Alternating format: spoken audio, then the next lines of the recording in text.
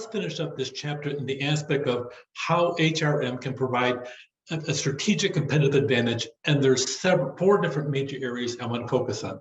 Concentration, focusing in really at the core of the organization, internal growth to sit down and prosper that way, or what's becoming very popular now is mergers and acquisitions.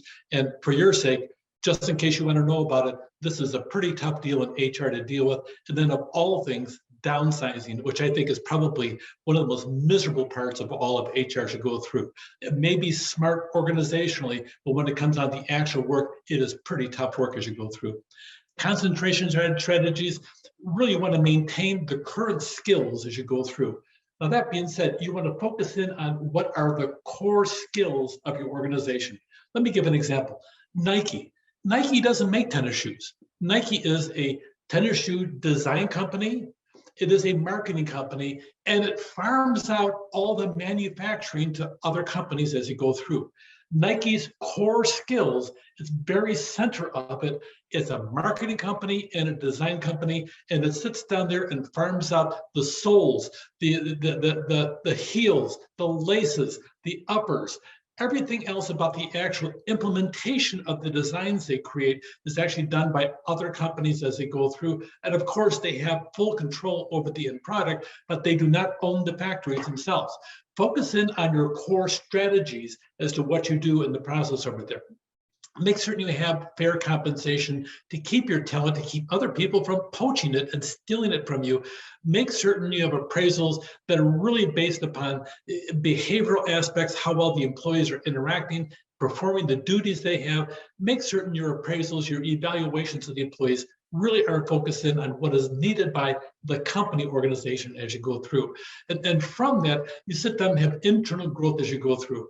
I really am a big advocate of actually keeping the people that you have and developing them and having your company grow from the inside out. Sure, you can bring outside talent in, and sometimes you need to do that, especially when you need to purge some of the existing philosophies and thoughts to grab something new in case your company is not thriving as you go through.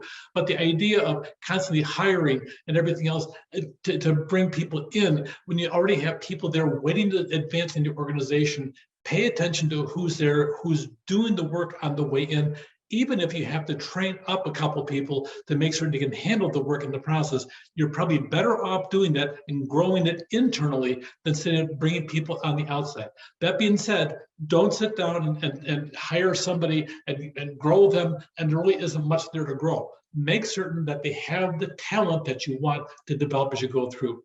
Make certain your compensation isn't based so much on seniority as toward the overall achievement. A lot of times when it's based on seniority, somebody lives and breathes and they happen to do the job, okay, mediocre wise or whatever, and they get promoted, really is not a way to sit down and develop an organization. Those that have the fire in the belly, that continue to have it over a long period of time, those are the ones you pay attention to. Joint ventures, as you go through, we talk about the joint ventures between your company and another one. They require conflict resolution, which sometimes is a big part of human resources. Getting parts, and they could be individuals or different departments, or sometimes if you're having some type of joint venture, parts of two different companies that do the same work, getting them to talk to each other can be a big deal. Mergers and acquisitions are on the increase. HR needs to be involved. The reason is if you have a merger between two companies, really, in theory, a merger should be a friendly, different activity as you go through because two companies agree to merger activities. Except all of a sudden now you may have two CEOs, two chief marketing officers, two chief financial officers, two HR officers. Oh my gosh, who wins? Well, the best thing to do is sit down in a room and have a private arm wrestling competition. Who comes down on top of it, or some other type of competition, except for the fact it really isn't that. It should be based upon what is best for the overall new organization that's involved. HR needs to be involved because there's people involved in mergers and acquisitions as you go through. And acquisition, it's a matter of one company taking over the other company, and all of a sudden you have some people that you're going to be shipping out or getting rid of in the process as you go through. A lot of times you'll have different cultures that go through in the process. You'll see Heinz one time, they merged with Kraft. It was the worst type of merger between two cultures. They hated each other. They didn't like the cultures between them. They didn't work. Sometimes you think they'll work and they don't, and you need to sit down and try to fix it. That really is a part of the HR function. Training and development of employees really is a part of human resources, because that is where the core is. And the bulk of that isn't necessarily the employees. It's getting the supervisors to agree upon specific standards of behavior and expectations. Getting that done really is part of HR, bringing the supervisors together to make certain you're all talking the same culture as you go through. And to have that dialogue, you need to have the higher level of management on board. Otherwise, you may say something over here in HR and they're saying something over here that totally undermines you in the process.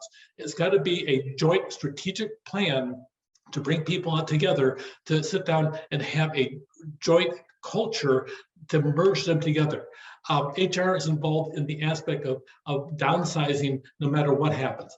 That being said, one time I had a job offer and I had to sit down there and merge two companies together. They literally had clinics that were competing against each other. All of a sudden, a merger happened. And they went through, they said, you want to have this job? And the pay was really good. The answer is no, no, no, because then you got to sit down and look at somebody. And I'm, for one, if you're going to be a real human being, because it's called human resources, if you're going to sit down and discipline somebody or lay them off, you do it face to face, not this cowardly stuff of texting somebody or email or some kind of non-human memo.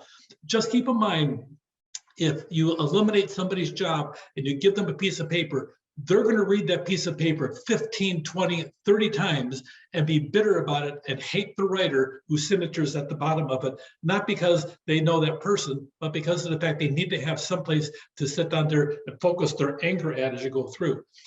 I'm sorry, you've been working here 17 years and you've done a really good job, but we're going through some changes over here. So here we go.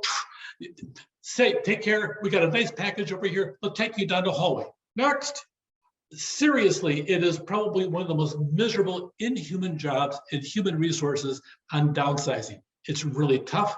When you're going to sit down and have downsizing, plan on what you're going to do.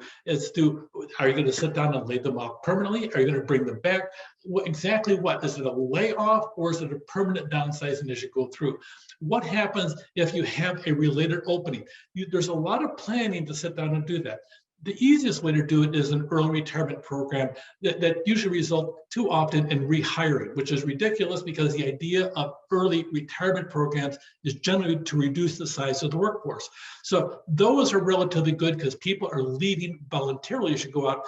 But if you have some type of downsizing or people are being laid off, you have a lot of issues with people that are left behind thinking, that could have been me. That could have been me. And you think about it as you go through. You wipe out a whole department, and it's really cute to think that some other department can pick that up. But just so you know, if you talk to anybody experienced in that area, and I've done that as you go through, it's not that easy. You lose some raw talent as you go through.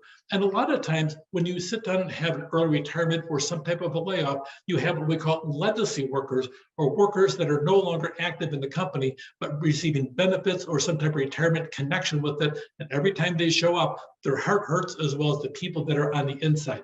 Those things mean things to people on the inside. You may not see anything on the outside in the process, except for the fact that people remember as they go through and know that it could be them next. A lot of different events you'll see over here. You'll see the economy go up and down as you go through, but you also see a lot of mergers in the process that'll happen, and people are downsized in the process and moved out. The advantage of a downsizing, it helps you get rid of dead wood, especially those early retirement programs as you go through. And you'll have a lot of value in the company's human resources to sit down and help the advantages show up in the downsizing as you go through restructuring, as you go through, which we'll talk about at a later time. The strategy and evaluation controls you go through, you want to monitor the effectiveness of what your strategy is to reduce the workforce as you go through, and then have different strategies as you go through and help people work together to form a competitive advantage as you reform a culture on your new downsizing as you go through. A lot of times downsizing can sit down there and enhance the firm's competitiveness in the environment because you're reducing a lot of overhead costs that would otherwise be very difficult. And the other part is you sometimes have an opportunity to reset the organization into what we call a learning organization where you expand and want to achieve the results as you go through. So when it comes down to competitive advantages, there's a lot of them. Maintain those 4 aspects we started out over here. The internal, external pay equity, they're big strategies to keep you competitive in the market against your competitors as you go through. A lot of times, performance should be rewarded appropriately. High performers, you reward higher. If you try to avoid seniority-based management, if you can. And legislative workers, as you go through, make sure you know the terminology, their former employees, that they still owe something such as benefits or retirement funds. That being said, HR plays a huge role in right-sizing the organization as you go through, but don't use that term too loosely because at the end of each one of these terms, there's a human being in the process. Take care.